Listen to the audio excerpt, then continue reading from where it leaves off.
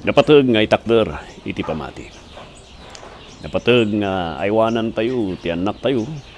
Gapusta no hanting nga maiwanan na gitanak tayo. Isuta tagbaling nga biktima. Nagiti palso nga sursuro. Magapu iti diablo. Napatag unay nga ilaban tayo dito. Gapusta no awan ti mangilaban. Panunutan tayo ti sumarsaruno. Nawan iti mangitakder. Nawan ti naturod nga takder nga mangilaban. Tunag ti pamilya. Kaasi dagiti sumarsaruno dagiti pamilya tayo nga han nga makangag ti agpaiso. No ti mapasama ka tagbalbalilanan nga siya'y mangu. Ilamlamang ti kanibabayin tayo. Kan mabayin tayo nga itakder ti kinagpaiso. Tapno lang awan iti gulo. Tapno natal na lang ti biyag tayo. Awan ti papananay ti pamati tayo. Hanmat nga usto nga ti apan tayo birbirukon katagbibirok ti laban. Hanmat nga nasaya at nga ti apan tayo birbirukon lang katapan tayo makidiskurso. Una iti saw ti apo. Dagiti agdamdamag nga sinsiro, sumbatan yung isula. Nam dagitihan nga, dagiti mang tististing lang niya, hanyo nga sumbatan ti kalokwanda. Awan ti mapanan lang, ti tungtungan kanyada. Nam kadagiti agdamag nga napasnak. Dagiti agdamag nga sinsiro nga mga amok, kahit na nga mang diskubri ti kinagpaiso. Anusan yung nga suruan ni Suda. Iti libro ti Jud kat na isurat tayo tata, dito ti dadagsan ni Jud. Dadagsan iti sumarsaruno nga generation. Di sumarsaruno nga mangitakder kan mangilaban ti sao ti apo. Haan nga mabalin nga kuna tayo lang ti papanunutan tayo lang kat itata nga panawan. Haan nga mabalin nga ti panunut mo lang kat itata lang nga sitwasyon nga ilablaban mo nga han mo nga panunutan iti sumaruno. Adu dagiti papastor nga ubing tata nga maikan kanu kan mabaybayan nga uldo potential dagiti nga ubing. May papaigid dagapusta ti manglaplapod ti panakausarda kat dagiti lalakay matlaan.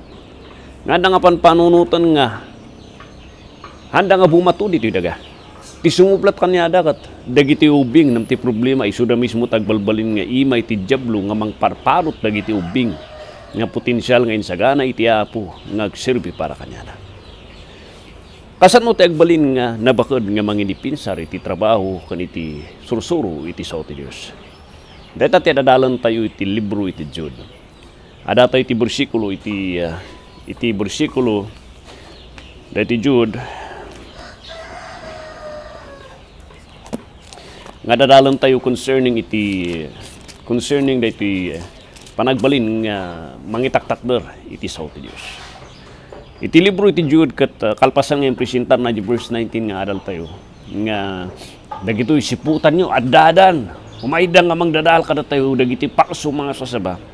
Sinagsagaysanan nga karitan nagiti Kristiyano iti verse 20 hingga na ti 25 no kasatno nagitanak iti Dios nga itakder iti pamati kasatno nga bumakada kasatno nga dagiti sumarsaruno ket maprotektaran and he gave the instruction dagiti Kristiyano idi nga hanganay dumduma kada nga panawan nga the same instruction nga kasapulan tayo data kunana di verse 20 but you ngumda kayo kakapsat ay ayatek nga kakapsat nabanur kayo isang anan iti Dios. Napatag kayo lang unay, kitis iti sangwanan iti Diyos. Natay ni Apo Isus kada kayo. Kuna na jay, kakapsat ko iti pamati.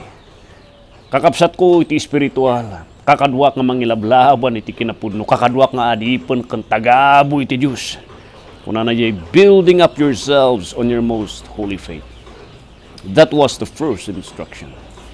Awan ti agbaling nabakod, nabilig nga mangitakder iti sao ti Apo. No disrespetun na iti sursuro iti sao ti Dios.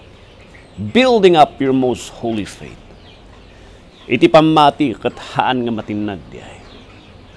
Haan nga matinag lang kunam nga instant nga di kat adan nga karara ka malagi piyo di kaubingan tayo agpukaw di tao di Japanese series tayo di nga bibuyan shader kat ada ti panakabalinda nga matransform da nga agbaling nga superhuman being. When it comes to the faith, it takes time. To be a man nga kuna tayo nga nabakad iti pamati na masapul iti pasensya at idug nga panagsagaba because in building up iti pamati, in building up a house nabayag di ay. Awan ti maysa nga building nga instant nga maysa nga aldaw ket nabangon nga dagos. No may panggap iti panakaibangon ti balay, ti daduma, nga awan ti budget da, it takes years. It takes patience. Kasapulan ti manong nga sakripisyo. Namawan ti balay nga instant lang na kunamot mabalinan deta. Malaksin no, abong-abong lang di ay, but I'm talking iti nasayaat nga permanente nga balay. Nga panpanunot ti long range plan nga pagyanan iti anak kan apo kon pamilya. Kuna natin sa ti Dios building up. You were nga building up. Ituloy yu, hakay nga mamuma. Do the best that you can. Not only for today, not only nubigat, haan lang ako ng no next year, 5 nga taon nga kontrata nga bangbangonam. Di masapol ko na jay, masapol iti lifetime. Building up na mabalbalin. Building up. Hingga na alaan niya po iti biyag mo. Keep building up that faith. Kung na jay, yourselves on your most holy faith. Anya na iti holy faith nga dito. Referring to the teachings ni Kristo. Referring to the truths iti Ebanghelyo. Nga hanggang agpatinggat iti Ebanghelyo. Sarsaritaan na may panggap dagiti body of truths.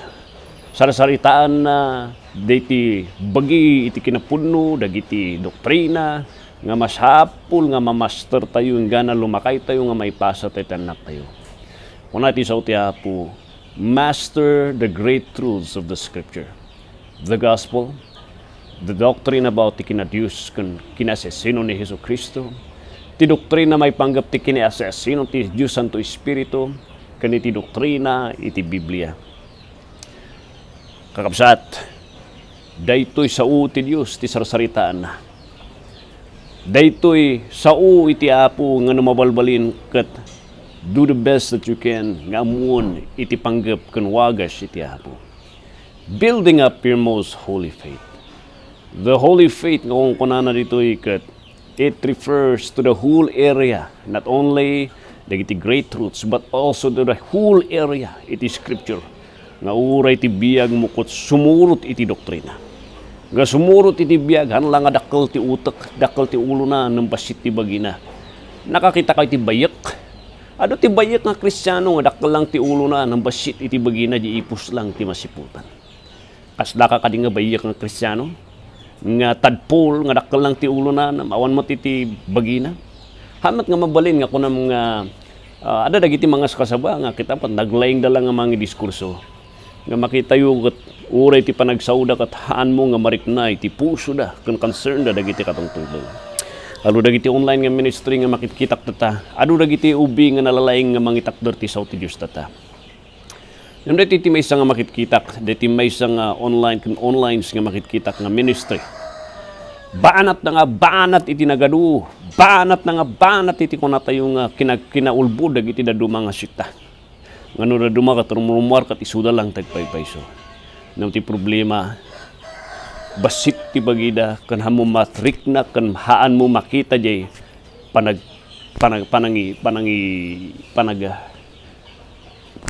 di pa naka-express nga nagapu iti puso da nga concern da di tao. Ti panangkita da ti concern da kat banat lang nga banat. Mystic da. Kastay.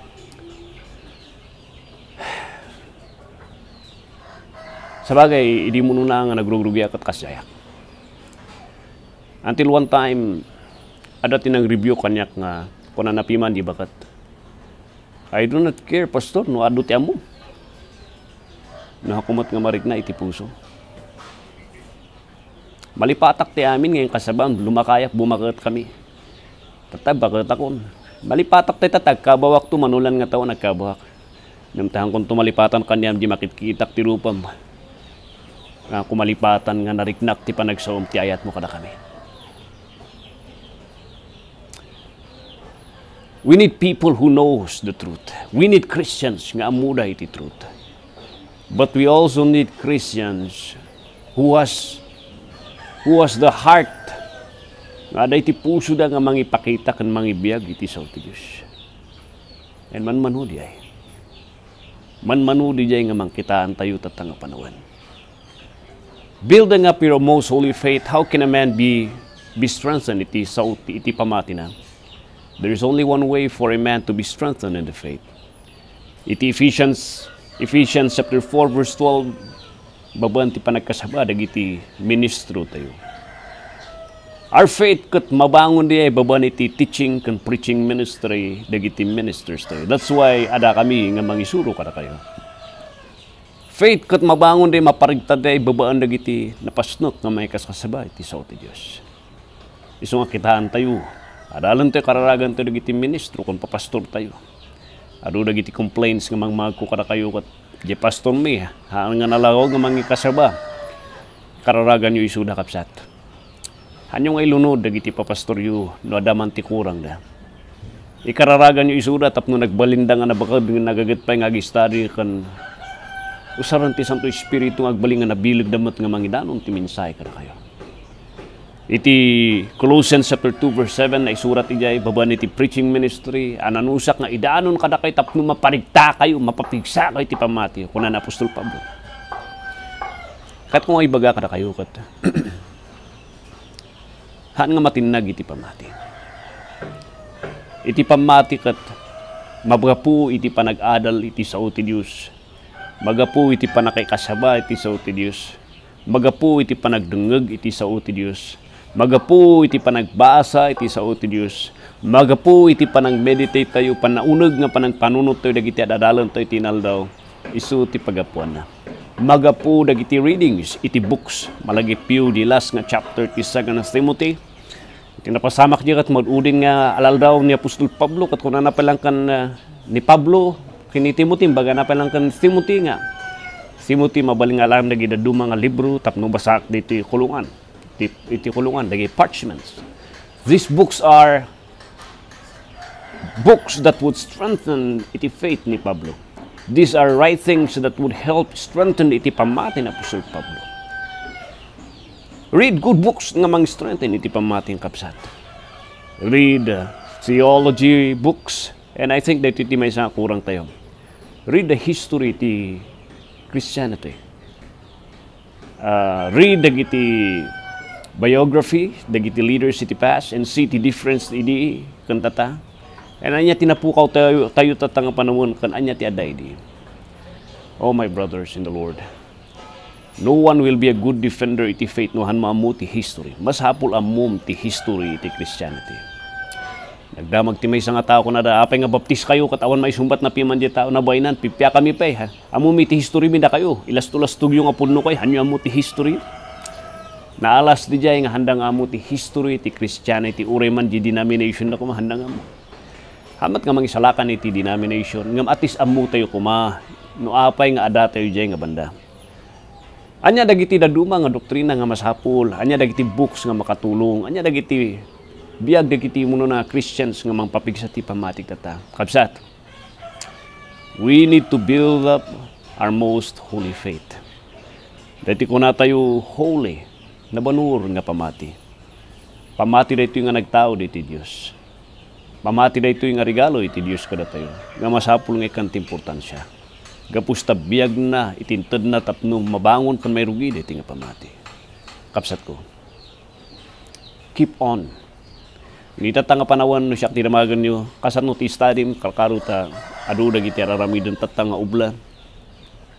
For me, one of the best things nga bindisyon iti technology, kat I listened also, one of the way, hanlang nga isu, but one of the way that I strengthen my faith, malaksid iti reading, malaksid iti contemplation iti Bible, meditation iti Bible, malaksid iti panagbasa, pananglagip iti history, but I also listen to other preachers, dati MP3, dati iPhone.